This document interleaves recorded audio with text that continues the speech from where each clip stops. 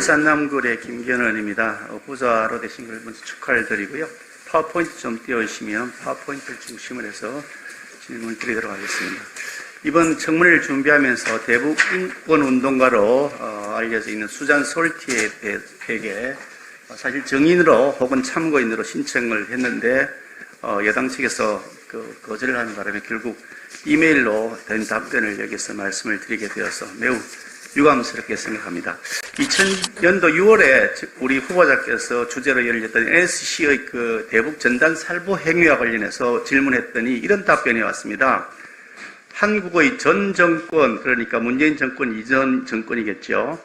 에서는 대북 정보 유입이라는 중요한 가치를 바탕으로 대북 전단 살포가 이루어졌다. 그러니까 대북 정보 유입이 매우 중요한 가치라고 판단했다는 거죠. 하지만 최근 대북 전단 살포가 논란이 된 것은 김여정의 요구가 있었다.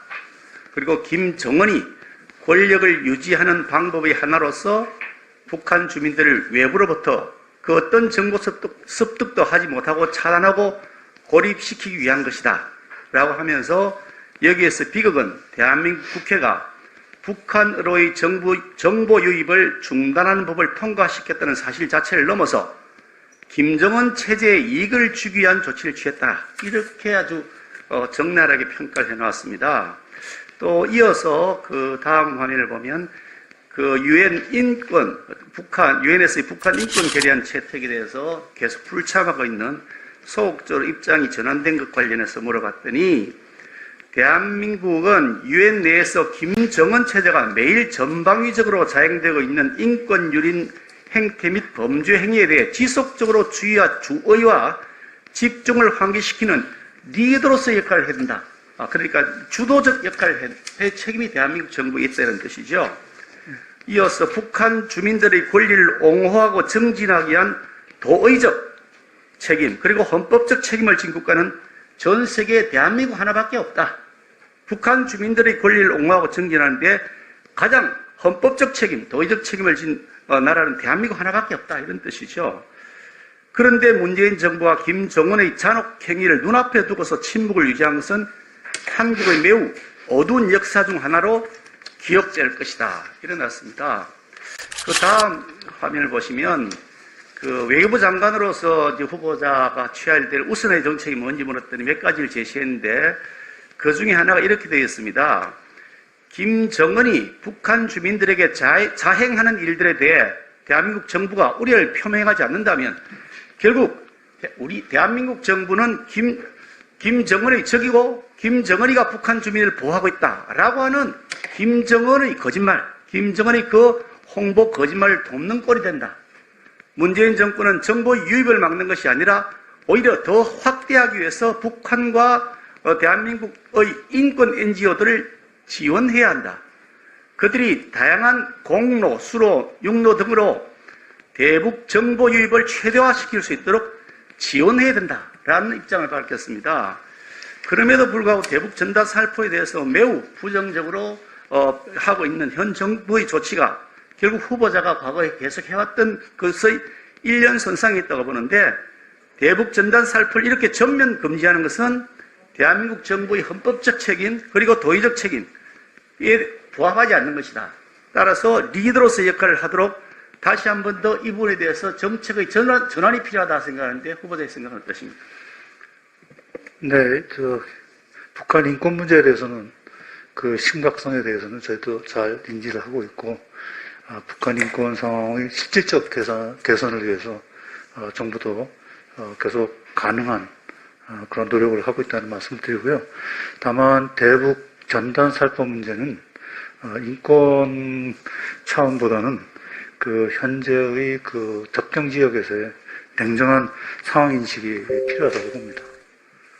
그 후보자의 말씀대로라면 접경 지역 우리 주민들의 안전을 보장할 수 있는 방법이 있다면 다른 그러니까 회피할 수 접경 지역 이외의 지역에서 살포하는 것이라든지 아니면 야간에 살포하게 한다든지 시간적 제한을 둔다든지 장소의 제한을 둔다든지 그리고 배포하는 것을 살포하는 것을 사전에 발표하지 못하게 한다든지 이런 회피 수단을 통해서 얼마인지 할 수 있는 일인데 그거마저도 전면 차단하면 이것은 잘못되었다라고 하는 것이 본 의원의 생각입니다. 후보자 의견을 물어봅니다.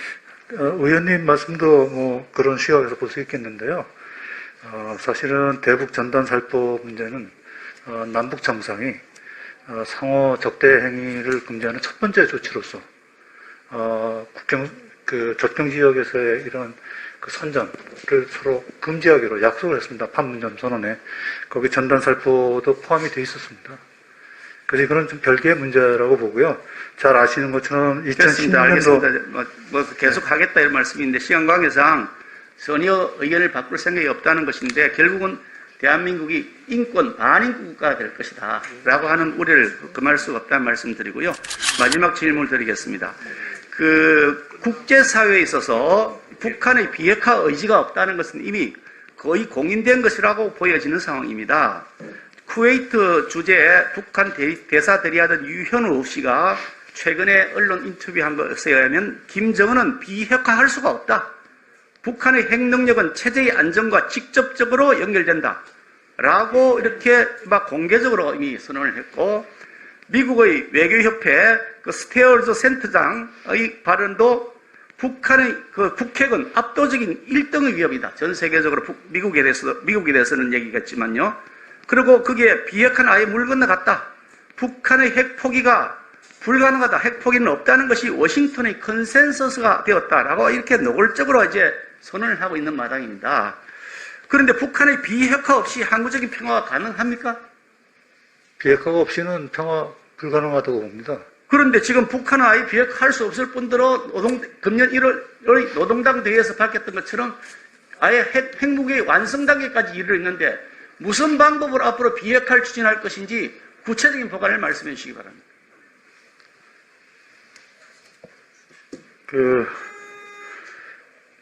글쎄, 말씀이 길어질 것 같아서요. 간단히 말씀드리면, 한반도 비핵화 과정에 대한 비관론자들이 있다는 걸 압니다. 그러나, 문재인 정부 들어서서 남북 정상회담을 열고, 그 과정에서 북측의 비핵화 의지를 확인을 했고, 또 우리의 그러한 평가를 미국도 공감을 했기 때문에, 북미 간에도 비핵화 협상이 시작됐는데, 오전 회의에서도 제가 말씀드렸습니다만, 안타깝게도 하노이에서 상당히 첫 번째의 단계에 대한 합의가 가능했는데, 그게 이루어지지 못했습니다.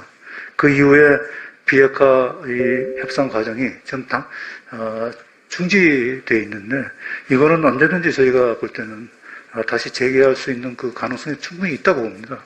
그리고 이거는 한반도 비핵화라든지 한반도 평화 이 프로세스는 선택의 문제가 아니라고 봅니다. 이건 필연적으로 우리가 나가야 되는 문제이기 때문에 이거를 안 된다. 그러니까 하지 말라. 이런 거는 저는 동의할 수 없다고 봅니다. 그래서 하여간 가능성을 가지고 우리가 끝까지 포기하지 말고 이 비핵화를 통해서 한반도 평화를 정착시키고 우리 국민들이 제가 오전에 말했던 것처럼 한반도에서의 평화가 일상화되는 그런 환경을 만들어야 된다고 그렇게 생각합니다. 수고했습니다. 이상으로 1차 질의를 마쳤는데요.